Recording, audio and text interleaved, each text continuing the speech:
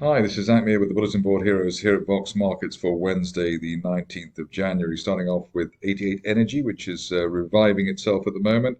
We've got a bullish divergence line in there, which you'll see on some of the other stocks here today. That was basically showing that we were on alert for a rise in the stock towards the end of last month, around 1.4 pence, and obviously we've done well since.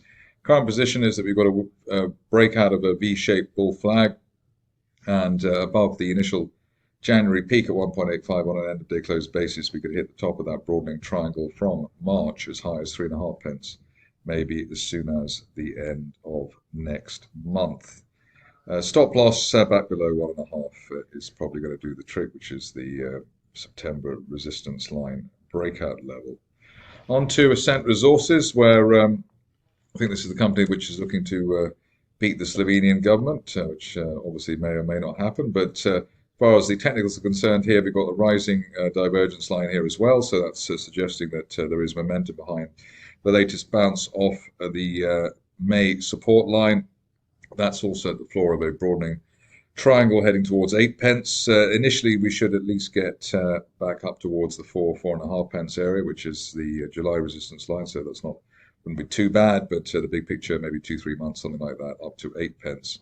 If we can get a decent weekly close through the 4.5 pence area, but clearly early days yet on a potential recovery.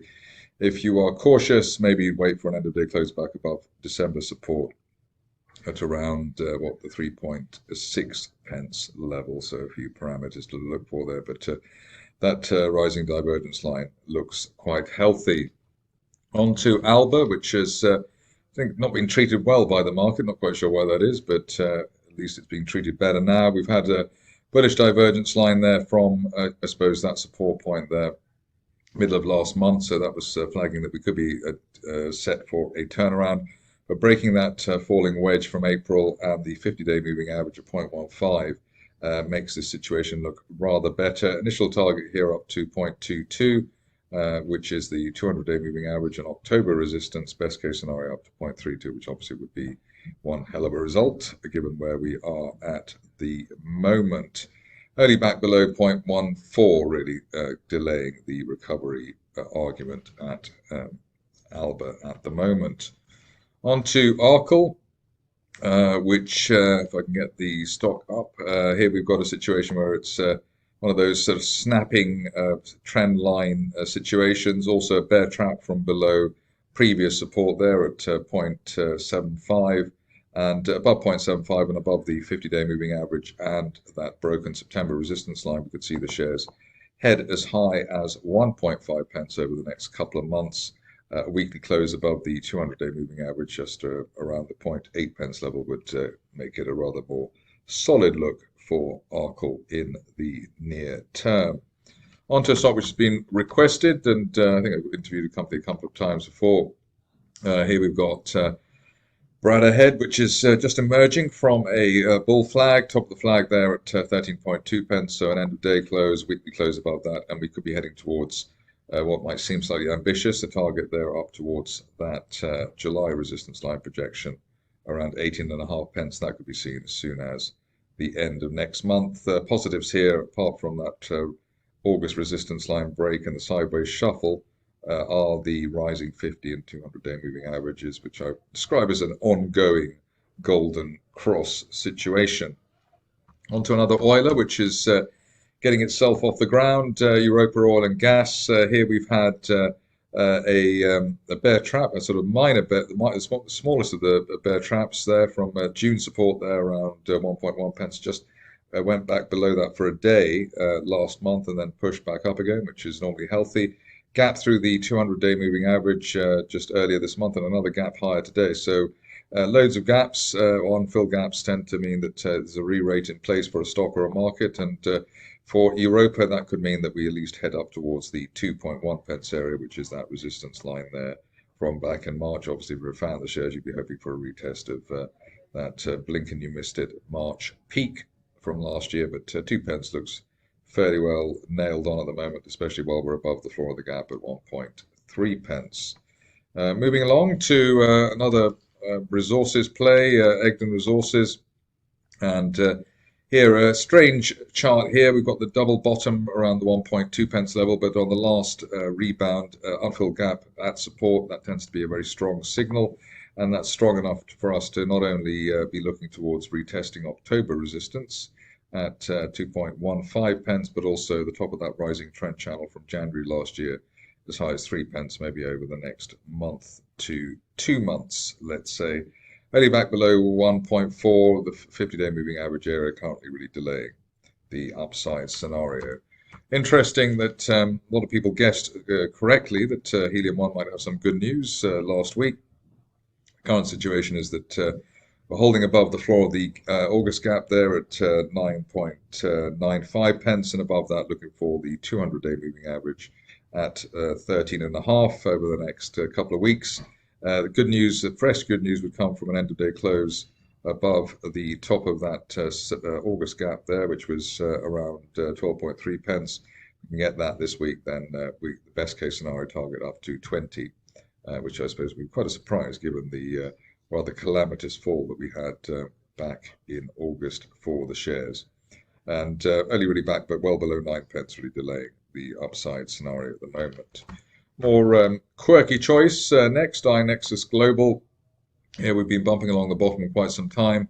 Again, a minor bear trap effect here from just a slight push at the end of November, December, below the initial 2021 support, so below 4.8 pence, but we snapped back well.